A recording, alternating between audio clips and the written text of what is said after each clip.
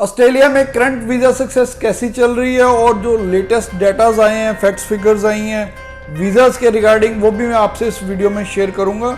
और इस time processing का कितना टाइम चल रहा है वो भी आपसे शेयर करूंगा। Bells Overseas, the sound of your future.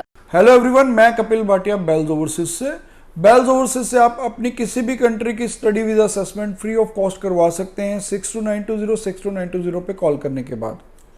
तो जो करंट ऑस्ट्रेलिया की वीज़ा सक्सेस है वो काफ़ी अच्छी चल रही है और काफ़ी पॉजिटिव भी चल रही है, और उसमें ज़्यादातर स्टूडेंट्स को वीज़ा ग्रांट किया जा रहा है। हालांकि वो हायर एजुकेशन में है, वेट सेक्शन में नहीं है। वेट सेक्शन का मतलब जिन्होंने डिप्लोमा में प्रोग्राम में जा रहे हैं या कॉलेजेस में जा रहे हैं उनकी वीज़ा सक्सेस कम है, लेकिन हायर एजुकेशन की वीज़ा सक्सेस इस टाइम बहुत अच्छी चल रही है। दूसरा आता हूँ प्रोसेसिंग पे। इस टाइम प्रोसेसिंग भी काफ़ी फास्ट हो चुकी है। स्टूडेंट वीज़ा के मोस्टली जो रिजल्ट्स हैं 15 डेज़ में ही आ रहे हैं, और कुछ स्टूडेंट्स को आपको पता कि जैसे ऑटो ग्रांट मिल जाती है तो वो कुछ मिनट्स में या कुछ आवर्स में भी उनका वीज़ा ग्रांट हो जाता है। तो कुछ स्टूडेंट्स ज़्यादातर 2-3 दिन में भी उनका वीज़ा ग्रांट हो रहा है, तो वो बहुत अच्छी इस टाइम पे करंटली प्रोसेसिंग भी फास्ट है और वीज़ा सक्सेस भी अच्छी है।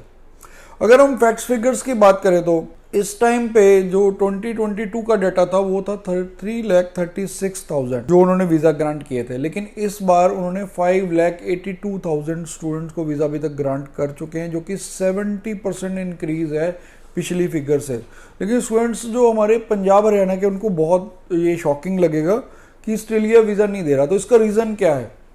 रीज़न ये है कि हमारे से ज़्यादातर जो आपको पीछे पता कि फेक डॉक्यूमेंट्स थे और कुछ स्टूडेंट्स जेन्युइन नहीं निकले, तो वहाँ पर उन्होंने कुछ यूनिवर्सिटीज़ ने भी स्टूडेंट्स को लेना एक्सेप्ट करना बंद कर दिया था। वो प्रॉब्लम है सिर्फ हमारी पर्टिकुलर रीजन की।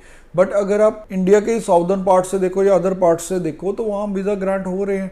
प्लस अगर आप इवन वेट सेक्शन में भी वो वीज़ा दे रहे हैं, लेकिन इंडियन स्टूडेंट्स को नहीं दे रहे।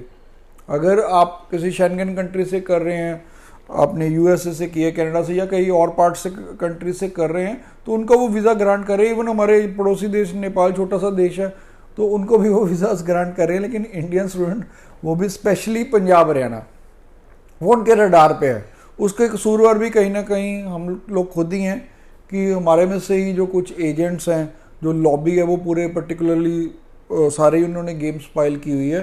बल्कि जो जेन्युइन स्टूडेंट है, बोनाफाइड स्टूडेंट्स हैं, उनके भी कहीं ना कहीं करियर पे क्वेश्चन लगता है। उनको भी एक बहुत टफ जो जीटी क्राइटेरिया उसमें से निकलना पड़ता है, क्योंकि यूनिवर्सिटीज़ स्पेशल जो पंजाब हरियाणा के स्टूडेंट्स हैं उनको स्पेशल स्कैन करती हैं। उनको देखते हैं कि कहीं उनका कोई डॉक्यूमेंट ना निकले, और उनसे एक्स्ट्रा डॉक्यूमेंट्स की भी डिमांड की जाती है। तो यहाँ पर प्रॉब्लम है। प्लस फिर भी मैं ये कहूँगा कि फेब इनटेक जो आने वाला बहुत अच्छा जाएगा, क्योंकि ऑस्ट्रेलिया अपनी स्टडी वीज़ा को लेके इसको लगातार वो बढ़ा रहा है कि उनको भी इंटरनेशनल स्टूडेंट्स की ज़रूरत है। वहाँ पर भी आपको पता है कि स्किल वर्कर की शॉर्टेज है ऑस्ट्रेलिया में, तो इसलिए वो स्टूडेंट्स को मैक्सिमम वीज़ास ग्रांट कर रहे हैं, लेकिन कर सिर्फ हायर एजुकेशन में रहे। तो मैं स्टूडेंट्स को यही रिक्वेस्ट करता हूँ हमेशा कि आप यूनिवर्सिटी कैटेगरी में अप्लाई कीजिए और हायर एजुकेशन में। हायर एजुकेशन का मतलब बैचलर या मास्टर्स में। फिर भी अगर आपकी कोई क्वेश्चन है, क्वेरी है, आप नीचे कमेंट कर सकते हैं या हमारे हेल्पलाइन नंबर पर कॉल कर सकते हैं। Thanks for watching. Bells Overseas, the sound of your future.